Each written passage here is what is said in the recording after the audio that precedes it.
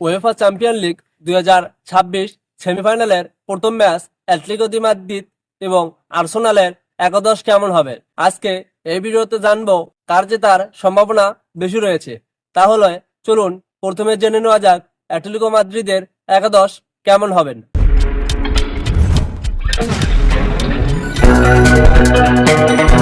Atletico মাদ্রিদের goalkeeper হিসেবে জোয়ান মুসো আর্জেন্টিনার এই বাজপাখি থাকছে না।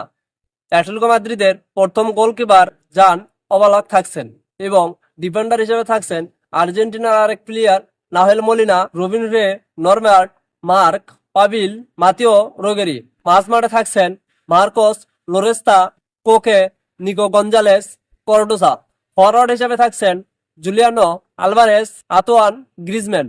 ব্যাকবেঞ্চে কিছু প্লেয়ার থাকবে।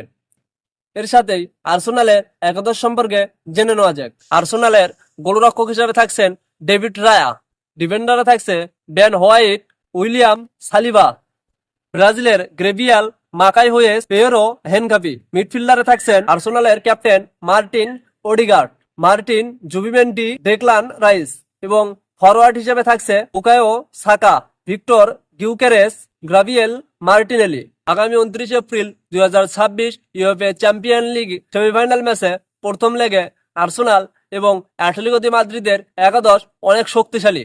এই ম্যাচে আর্সেনালের বিজয়ের সম্ভাবনা বেশি রয়েছে এবং বাংলাদেশ সময় 29 তারিখ রাত 1টায় খেলাটি অনুষ্ঠিত হবে। আপনি কি মনে করেন কার জেতার সম্ভাবনা বেশি?